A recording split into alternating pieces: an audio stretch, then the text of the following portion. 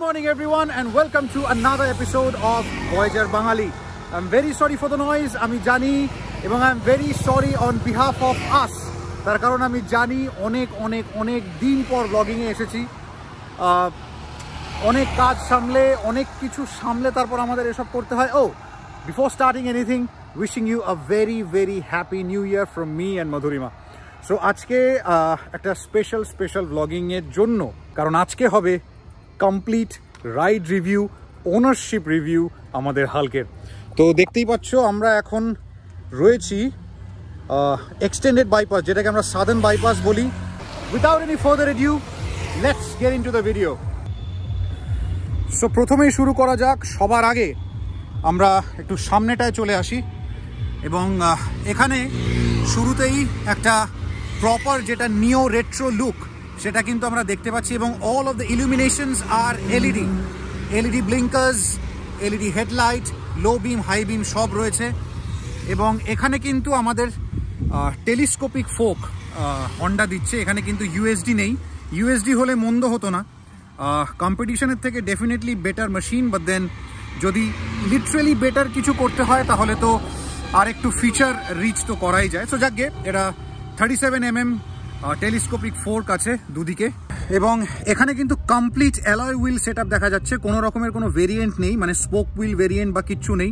এখানে কিন্তু একটা ম্যাসিভ 310mm এর ডিস্ক ফ্রন্টে রয়েছে এবং উইথ ডুয়েল চ্যানেল এবিএস, এবং এখানে স্টক কিন্তু আছে এমআরএফ এর নাইলো জ্যাপার, ঠিক আছে, জ্যাপার এফএস দেখা যাচ্ছে এমআরএফ এর, এবং সেকশন হচ্ছে 100, 90 এবং 19। এটা হচ্ছে ফ্রন্ট, এবং ফ্রন্টে রয়েছে নিসেনের brake caliper with dual channel ABS. So এবার চলে আসি heart of the machine, the engine. বলে CB350, কিন্তু এটা আসলে 348.36 সিসির single cylinder air cooled engine, যেটা প্রডিউস করছে 20.78 PS of peak power in 5500 RPM এবং 30 Newton meters of torque in 3000 RPM, which is massive. এটা কম্পিটিশনের থেকে ম্যাসিভ পাওয়ার জেনারেট করে। কম্পিটিশন জেনারেট করছে 20.4 PS and 27 Newton meters of torque, but then এটা অনেক বেশি পাওয়ার এবং বেশি টর্ক জেনারেট করছে। এবং এটা কিন্তু আমাদের DLX1 মডেল, দেখতেই পাচ্ছ। এখানে কিন্তু ব্লুটুথ এনেবেলড মেশিন নয়, এখানে ব্লুটুথ এনেবেল নেই, তাই এখানে একটা সিঙ্গেল হর্নও দিয়েছে, এবং এর টপ এন্ডটায়, টপ টিয়ারটায় কিন্তু ডাবল হর্ন অ্যাভেলেবেল। রাইট সাইডে আরও চলে আসি। এটা আমি অর্ডার করেছিলাম অ্যামাজন থেকে, এটা হাইনেস এখানে লেখা আছে, বাট দেন বৃষ্টি বাদলে রাস্ট হয়ে মানে কালারটা উঠে গেছিলো আর কি। এবং এগুলো কিন্তু জানার থেকে আমি লাগিয়েছি সব কটাই। তো অরিজিনাল সারি গার্ডটা খুলে রাখা আছে, এটা মানে জানার থেকে লাগানো। পিছনে কিন্তু আছে টুইন শক অ্যাবজর্ভার, মোনোশক নেই। আগেন মোনোশক দেওয়া উচিত ছিল, তো মোনোশক এখানে নেই। এটা কিন্তু 7 স্টেপ অ্যাডজাস্টেবল টুইন শক অ্যাবজর্ভার। আমার সাসপেনশনটা টিউন ছিল প্রচণ্ড সফট টিউনে ছিল, তো মধুরিমা অনেক কমপ্লেন করেছে যে কোনো রকম কোনো মিনিমালিস্টিক বাম্পে প্রচণ্ড গাড়িটা যেন মনে হচ্ছে কাঁপছে, লাফাচ্ছে। তো টিউনিংয়ের পর মোটামুটি এখন ঠিক আছে। এদিকে সারি গার্ডটা ছিল, সারি গার্ডটা খুলে রাখা আছে। এবং পিছনের টায়ারে চলে আসি। পিছনে 240mm এর ডিস্ক রয়েছে with again standard dual channel ABS. পিছনেও কিন্তু নিসেনের ব্রেক ক্যালিপার দেখা যাচ্ছে, তোমরা যদি দেখতে পারো। এবং পিছনের টায়ার প্রোফাইল হচ্ছে 130/70 and 18। পিছনেও কিন্তু এমআরএফ এর নাইলো জ্যাপার টায়ার রয়েছে, এবং এটা কিন্তু আগেন বলছি অন্য কোনো ভেরিয়েন্ট নেই, এটা কিন্তু স্ট্যান্ডার্ড অ্যালয় হুইল সব কটা মডেলে রয়েছে, ঠিক আছে। এবং পিছনেও কিন্তু টেল ল্যাম্প, এটাও এলইডি, ব্লিঙ্কার্স এটাও এলইডি, এবং নাম্বার প্লেটের এখানে যে লাইটটি রয়েছে এটিও কিন্তু LED. All the illuminations R LED. এটা কিন্তু চেন ড্রাইভ, বেল্ট নয়, চেন রয়েছে। এই ফুটস্টেপটা আমার লাগানো আলাদা করে। এবং এটা হচ্ছে গিয়ে হিল অ্যান্ড টো শিফটার রয়েছে, সিঙ্গেল টো শিফটার নেই। অ্যান্ড গিয়ার বক্স কিন্তু মাখন, সেটা আমরা যেতে যেতে এখন আলোচনা করছি। এবং ট্যাঙ্ক কিন্তু এখানে রয়েছে 15 লিটার্সের ম্যাসিভ একটা ফুয়েল ট্যাঙ্ক রয়েছে, এটা 15 লিটার খাতায় কলমে রয়েছে, কিন্তু এতে কিন্তু 16.5 লিটার তেল আমি ঢুকিয়েছি। এবং চলে আসি আমাদের কনসোলে। সো ইনস্ট্রুমেন্ট কনসোলে কিন্তু আমাদের মোটামুটি একটা, এটা কিন্তু ডিজিটাল নয়, এটা সেমি ডিজিটাল, এটাই আমার পছন্দ। এবং এখানে বেশ 0 to 160 একটা বেশ অ্যানালগ স্পিড মিটার রয়েছে। এবং এখানে আরও আছে, সেটা হচ্ছে গিয়ে এটা ফুয়েল অ্যাভারেজ দেখা যায়, গিয়ার পজিশন ইন্ডিকেটর রয়েছে, অ্যাভারেজ কিলোমিটার রয়েছে, ক্লক রয়েছে, অ্যান্ড আরও যেটা আছে সেটা হচ্ছে গিয়ে রেঞ্জ দেখা যায়, battery voltage, total kilometres, trip A কত, ট্রিপ বি কত, সব কিন্তু দেখা যায়। এখানে হচ্ছে গিয়ে রিয়েল টাইম মাইলেজ ইন্ডিকেটর দেখা যায়, অ্যান্ড দ্যাটস ইট। এখানে আছে traction control, side stand sensor. এখানে গাড়িটা নিউট্রালে রয়েছে, তাই এখানে সবুজ ইন্ডিকেটর অন হয়ে রয়েছে, এবিএস অন হয়ে রয়েছে, এবং আরও অনেক কিছু থাকে, সেটা এক ঝলকে তোমরা দেখে নাও। ইকো মোড রয়েছে এবং ইঞ্জিনের ইন্ডিকেটরটাও রয়েছে। সো এখানে কিন্তু একটা টাইপ সি চার্জিং সাপোর্ট করে। এখন মোটামুটি দেখাচ্ছে যে রেঞ্জ 372। যারা ফলো করো তারা জানো আমাদের হাল্কের কিন্তু মাত্র 15 মান্থস রানিং, এবং টোটাল কিলোমিটার দেখো 20,898, মানে ম্যাসিভ ম্যাসিভ হাল্ক, ম্যাসিভ চলেছে। 15 মাসে 21,000 কিলোমিটার অলমোস্ট। এর মধ্যে হাল্ক মোটামুটি এখনও অবধি 29.2 এর মাইলেজ দিয়েছে, কারণ শহর থেকে চালিয়ে এসেছি আমি। তোমাদের কিন্তু মাইলেজ দেখিয়েছি হাইওয়েতে পিলিয়ন নিয়ে, লাগেজ লোড নিয়ে, যে হাল্ক কিন্তু 40-এর ওপর মাইলেজ দিয়েছে। লাইভ এক্সাম্পল দেখিয়েছি আমি, লিঙ্কটাও এখানে শেয়ার করে দেবো, এরকম আই বাটনে তোমরা দেখতে পারবে। তো হাল্ক কিন্তু 40-এর ওপরও মাইলেজ দিয়েছে আমাদের হাইওয়েতে। So that's it. এবং keys are fantastic, I mean premium quality keys. এখানে আমার হেলমেটটা রয়েছে, এটা ইগনাইটের হেলমেট আমি ইউজ করছি with GoPro 10। Keys qualities are top notch, and horn are pretty loud. শহরের জন্য ঠিক আছে, এখানে আমার কালিটা উঠে গেছে, অ্যান্ড হর্নের এটা কিন্তু এটা একটা জাপানিজ টেকনোলজি। যেমন হর্নের মানে ফ্রিকুয়েন্ট হর্নিং প্রিভেনশনের জন্য এই লোকেশনটা কিন্তু সুইচ করা আছে। জেনারেলি হর্ন নিচে থাকে, ব্লিঙ্ক মানে আমাদের ইন্ডিকেটারটা উপরে থাকে, সো এটার পজিশনিংটা উল্টো করানো আছে। অ্যান্ড আরেকটা জিনিস যেটা বলবো সেটা হচ্ছে এখানকার কিন্তু রং উঠে গেছে, মানে এটা জাস্ট মেটালটাই রয়েছে, এখানে কিন্তু কালারটা উঠে গেছে। অ্যান্ড টপ নচ কোয়ালিটি তো মেনটেন রয়েইছে, সেটা খুবই ভালো। অ্যান্ড এবং এখানে কিন্তু হ্যাজার্ড ইন্ডিকেটরটাও রয়েছে।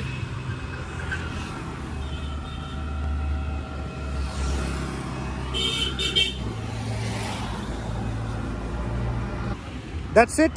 এবার the most awaited part of this machine, the exhaust note, এবার সেটা আমরা শুনি একটুখানি, চলো।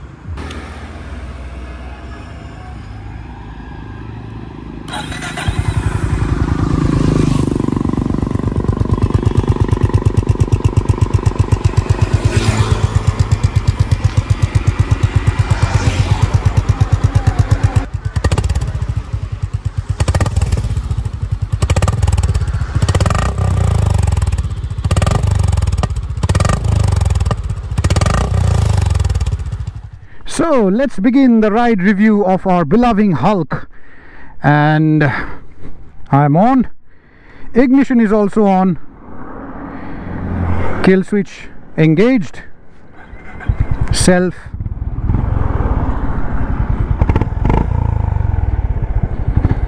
First gear engaged, and here we go.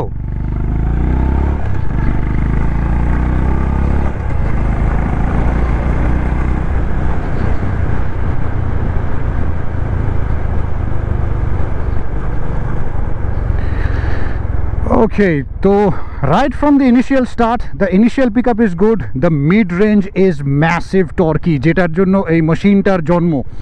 So mid range কিন্তু ম্যাসিভ টর্কি, এবং ইঞ্জিনটা বাটারি স্মুথ, কোনো রকমের কোনো ভাইব্রেশন নেই। মিরারটা লক্ষ্য করো,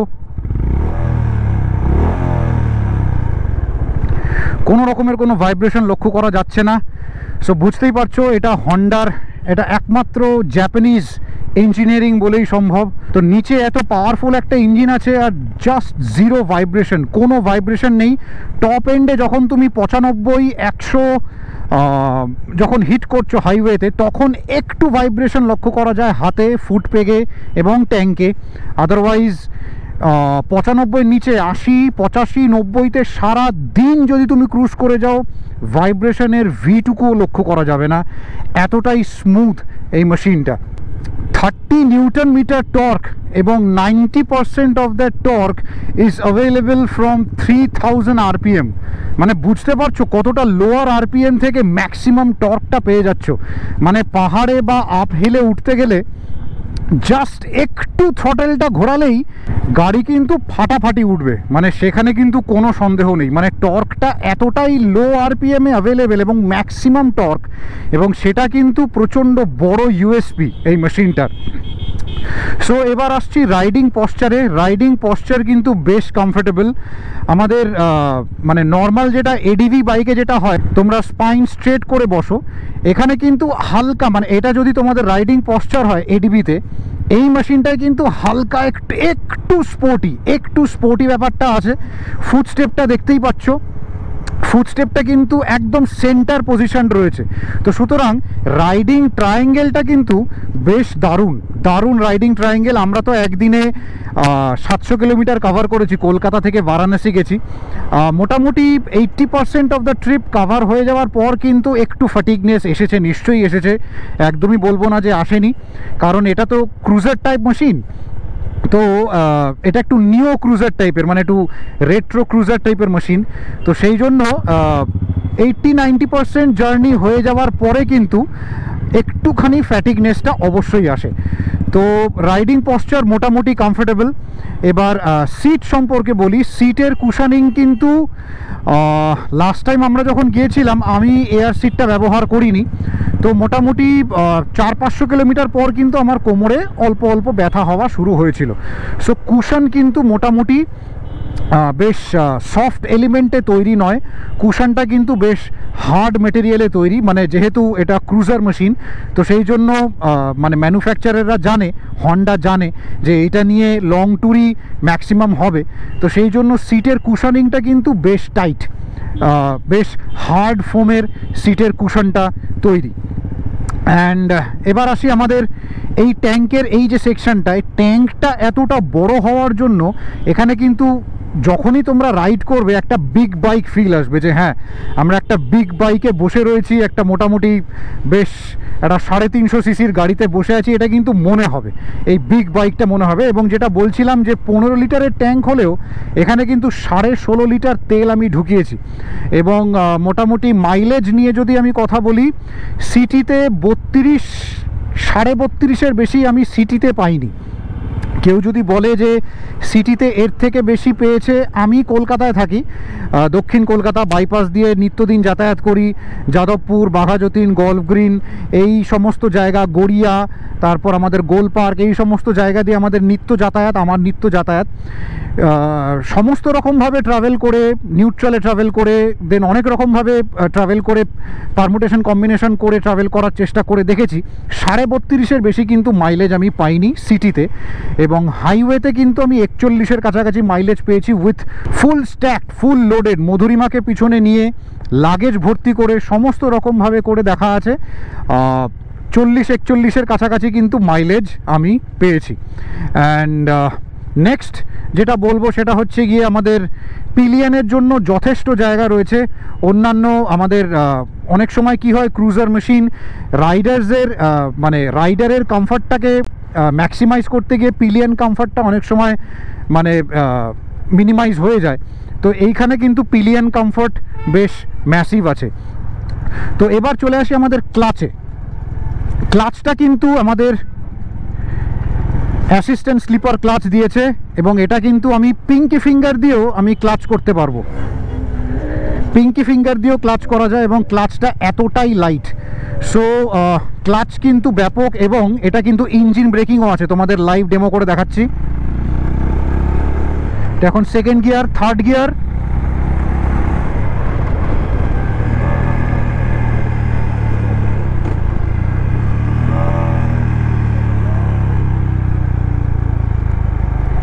এই ইঞ্জিন ব্রেকিং কিন্তু জানাটা প্রচণ্ড দরকার এবং প্রচণ্ড স্কিল। যদি অ্যাসিস্ট্যান্ট স্লিপার ক্লাচ না থাকতো তাহলে এই যে আমি এতটা হাই আরপিএমে গিয়ার ডাউন করে দিলাম, পিছনের চাকা কিন্তু স্কিড হয়ে যেত। তো সেই জন্য এটা একমাত্র অ্যাসিস্ট্যান্ট স্লিপার ক্লাচের জন্যই পিছনের চাকাটা ট্র্যাকশনটা কিন্তু ধরে রইল, মানে সেটা কিন্তু আর স্কিড হলো না। এবার চলে আসে আমাদের মিরারে। মিরারটা কিন্তু একটু অসুবিধেজনক, তার কারণ এখান থেকে তুমি যদি দেখো 30-40% অফ দ্য মিরার কিন্তু আমার এই সোয়েটারে আটকে রয়েছে। এবার ভাবো রাইডিং জ্যাকেট পরবো, তার উপর যদি আমাদের রেন লাইনার থাকে বা ইত্যাদি, আমাদের 50% মিরার কিন্তু অটোমেটিক্যালি কভার্ড, ঠিক আছে, মানে পিছনটা কিন্তু দেখা যাবে না। তো সেই জন্য মিরারটা একটুখানি মানে বেদনাদায়ক। তো মিরারটা নিয়ে একটুখানি সমস্যা আছে, সেই জন্য আমাকে একটুখানি এক্সটেন্ডেড এই ব্লাইন্ড স্পট মিরারগুলো লাগাতে হয়েছে, যাতে ইমিডিয়েট মানে পিছনে কিছু যদি চলে আসে তাহলে সেটা যেন দেখা যায়। আদারওয়াইজ মিরারটা কিন্তু একটুখানি প্রবলেম্যাটিক। এবার চলে আসি সাসপেনশানে। ফ্রন্ট সাসপেনশন কিন্তু বেশ ভালো শকটা অ্যাবজর্ভ করতে পারে। ফ্রন্ট সাসপেনশনটা বেশ স্টিফ, ঠিক যেমন বলছিলাম ব্যাকটা আমার শুরু থেকেই ডেলিভারি থেকেই ব্যাকের যে টুইন শক অ্যাবজর্ভারটা রয়েছে সেটা কিন্তু খুব লাইট টিউন ছিল, মানে খুব সফট টিউনিং ছিল, সেই জন্যেই মিনিমালিস্টিক বাম্পারেও প্রচণ্ড লাফাতো। তো সেটাতে মধুরিমা বেশ কয়েকবার কমপ্লেন করেছে। তো লাস্ট টাইম যখন সার্ভিসিং করালাম তখন কিন্তু আমি ফ্রন্ট সাসপেনশনটাকে একদম মানে যেটা স্টিফেস্ট মোড, যেটা মানে হার্ড টিউনিং যেটাকে বলে, সেটাই কিন্তু টিউন করিয়ে নেওয়াতে এখন আর সেরকম কোনো অসুবিধে হচ্ছে না। তো তোমরা একটুখানি দেখে নেবে, তোমাদের সাসপেনশন যদি মোটামুটি একটু সফট টিউনিংয়ে থাকে তাহলে সেটাকে কিন্তু হার্ড টিউনিংয়ে করিয়ে নিতে পারো। সো অনেকক্ষণ ধরে পজিটিভ বললাম, এবার একটু নেগেটিভ বলি। নেগেটিভ যেটা সেটা হচ্ছে গিয়ে 15 মাসের মধ্যেই এই যে দেখো এখানে কিন্তু হর্নের যে সিম্বলটা ছিল মানে পেইন্ট করা সেটা কিন্তু উঠে গেছে, সেটা নেই। তারপর এই বার এন্ড আমাদের এই মানে হ্যান্ডেল বার এন্ডের এই যে মেটালটা এখানে কালো রং করা ছিল সেটাও উঠে গেছে। এটা ওঠার পথে, মানে দেখতেই পাচ্ছ এটা কিন্তু ওঠার পথে, এটা তো উঠেই গেছে। অ্যান্ড মিরার বললাম, মিরারটাও বেশ ছোটোই দিয়েছে, কারণ প্রপার রাইডিং গিয়ার, তার ওপর রেন লাইনার উইন্টার লাইনার পড়লে পরে 50% মিরার ঢেকে যায়, পিছনে দেখা যায় না।